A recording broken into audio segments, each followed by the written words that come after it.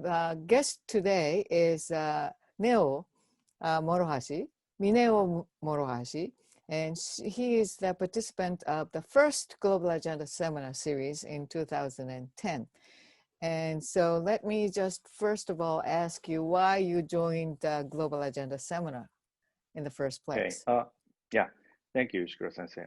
First of all, thank you for having me here to have such a great opportunity to participate in this session. The reason why I joined the first Global Agenda Seminar was due to when I was participating in that seminar, I was supporting a nonprofit organization called Copernic, which is supposed to deliver technologies to the developing countries. And I had some sort of mind to how I can leverage my skills and ability to deliver something to the society. And I was talking to a lot of friends about that. And one of my friends told me that this seminar could be interest for you and could fit to my interest. And so that's why I get to know about this seminar and apply to this I see. one-year seminar. How was the experience? It was great. It was I had a couple experience joining this kind of the seminars or the group type of the work, but this was great in a sense that all conversations should have been done in English, and which is new to me. But at the same time, a lot of people were quite proactive and attractive in a sense of their very, how to say, rich background and a lot of knowledge. And I was quite inspired by every conversation. And although it was quite long, 1 year period of cycle, but after that, we get to know more, and I got a lot of great network, and I did a work with them after that, or we tend to have a lot of party after that. Step up type of the person who want to know a lot about it, that with their strong curiosity. Right. Okay. So tell us a little bit more about what you did afterwards, in the process around that time. Right. So in that process, as I mentioned, I was supporting the nonprofit organization, but as main work, I was working in a management consulting field. And I've spent 6-7 years working in a management consulting firms and also the turnaround service company. And during that period, my interest tend to shift toward more like individuals or the people development and coaching type of things, more toward the people. And so initially, I tried to start up those people development practice in the company, but it turned out that the turnaround company tends to focus more on a cost side and a more quick turnaround. So the people development tends to have a more longer period. So that's why I get out of the company, and with 2 other partners, I founded my own company working on coaching and talent development type of the consulting firm. And I've spent 2 years there. And after 2 years, my wife started to work in Europe as a bureau of chief in Belgium. And we had kind of promise when we get married that either one get to other area, the other one needs to follow that. So that's why I follow her, and I gave that company to the other partners, and I moved to Belgium. And when and that time I happened to know HR tech startup in Japan. And they were looking for someone who can work on starting up the Europe business there. So I joined the company when I moved to Belgium and spent 2 years there. And when my wife came back to Japan, I also came back and spent another couple of years in the company. And after almost 2 years ago, I started to look for another job because I spent 4 years in that company, and I thought it's time to step up to another world. And my ex-colleague, I had a chance to talk with my ex-colleague at that time, and he had a position available in his team. And I applied to the job and got a job from last May, which is the IT company. I see. So how was the experience in Belgium? It was your personal life as well as work life, because I think Belgium is not really well known to any, including me. We know where it is, more or less. But, exactly. Right. Yeah, I think Belgium is very known by the beer and the potatoes and the chocolate and those kind of things. Right. And you're right that from the business perspective, it's not that active, I would say, compared with the other region like Germany or Netherlands or France, because it's a quite small country, and they tend to have a lot of bureaucrats by EU. So majority of the foreigners are working in those kind of organization and not really actively working in a business world. Although the Toyota has the European headquarters in Belgium, Brussels. And I heard that I think a couple hundred Japanese were working in Belgium at that time, including the suppliers as well. But it was limited in a sense that there's no kind of big business going on. Not a lot of factories are there, or not variety of the industries are there. And so from the working perspective, it's quite limited. So whenever I need to work in Europe, I need to go out to the Germany or other countries to work with the partners or clients in many cases.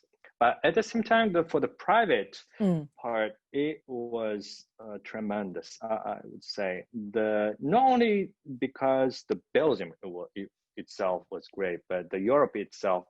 This was the first time I lived in the European countries. I lived in Asian countries and I lived in the United States, but the European countries had great asset of, I would say, the historical culture and the kind of great atmosphere to respect the quality of life. So I really enjoyed after the work, like weekends and after the work at night, hanging out with friends to drink the Belgian beers. And, almost every weekend I went to, other countries to look at the very different mode of the architecture or arts or whatever type of thing. So wherever I go, I had a lot of inspiration from those environments. I see. So after a few years in Belgium, you came back to Japan. What was the experience like to be back here? So in Belgium, I work alone, although I had team members in Japan. It was quite limited because of the time difference. I had to manage for a certain period, but after that, I need to work alone at the kind of home office. But so I had a kind of freedom of how I spend my time. Right. Yes. But after I came back to Japan, it's kind of very typical Japanese company. Although it's a startup. Yeah. And I tended to work very late night, and I also need to go to a lot of drinking party with the clients or my colleagues, and almost every day I had to go out, and that was tough to get used to another, Japanese life of the work. But I got used to that after that. After I don't know, half a year or so. I see. But after a little while, you decided to move on, and that's where you ended up here. Let me ask you what you did before you get into the consulting. Right.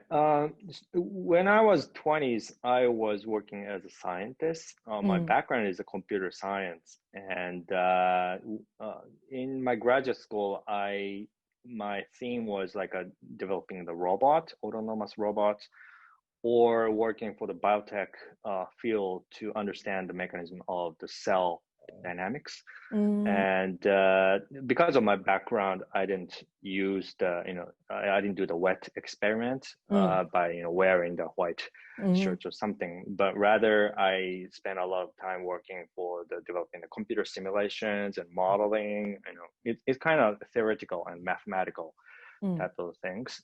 And after building those models, I work with a biologist to verify if this model is working well or not. And doing this kind of a wet experiment and dry experiment all together, which at that time we started to call as system biology, because we try to understand the organism as a system.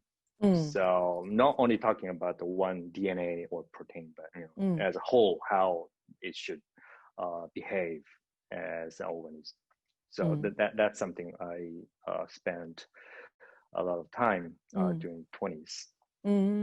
Biology is, as it stands, is not quite well known, particularly in Japan. I think biology has much more presence and visibility and overseas. Partly because we have all sorts of things, but not quite here. So computer science and biology is a quite unique combination. And it's so how did you end up doing that? Right. So I didn't expect to work in a biology area because my bachelor theme was robot. And while I was in a master course, I was working in a Sony as a part-time job, teaching the program. A lot of different areas. I mean, starting from computer science, robots, and biology, and then went into consulting, turnaround, and HR, and now it's much more IT. So, how would you describe yourself, your career, if you can? Or do you follow any particular sort of concept? I think because a lot of people think that you have a vision for the work or whatever kind of career, but I know that after talking to so many people, only few people have a clear vision, and that's a very different illusion. That's almost an illusion. So tell us a little bit about how you came about all sorts of different kinds of jobs. Right. Yes. I think as other typical cases, I don't have a clear vision or clear aspiration about what I should become in 20 years, 30 years. Rather, when I was younger, I tended to follow my instinct to follow what I'm interested in. So when I started to work on a biotech area, that was also something I wanted to pursue. Or when I joined a certain company, I joined because I'm interested in those business.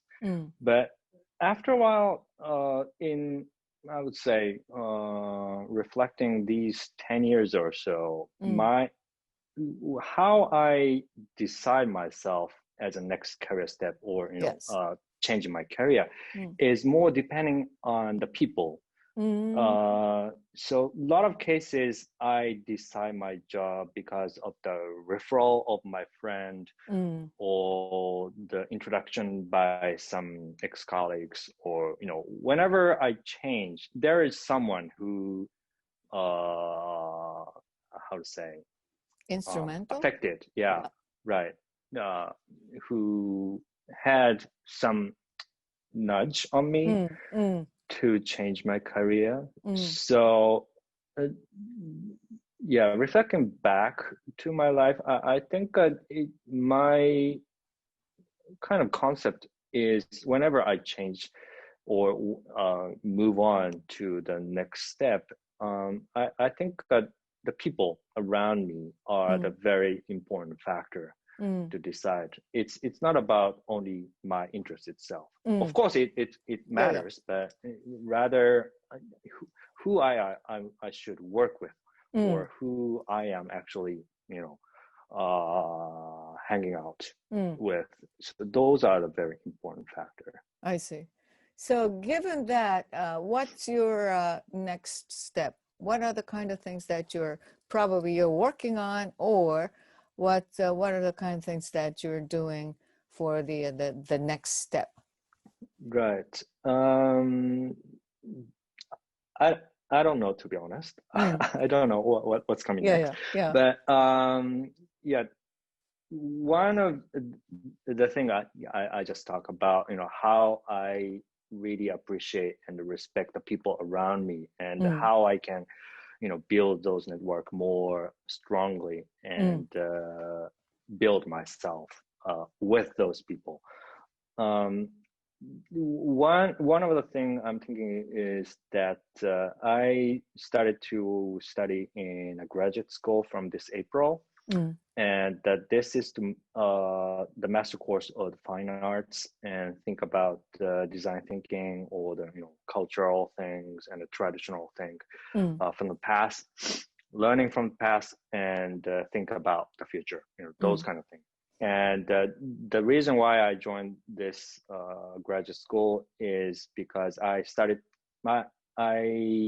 learned ikebana, which is a Japanese flower arrangement, for over 10 years. And to how I can leverage my skills and knowledge to penetrate the joy of working with flowers and communicating with the people through the flower processing.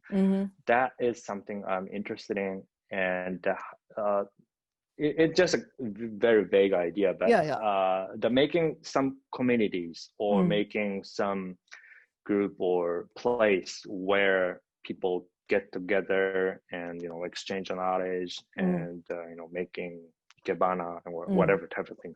So making those kind of environment could be one of my interests. I see.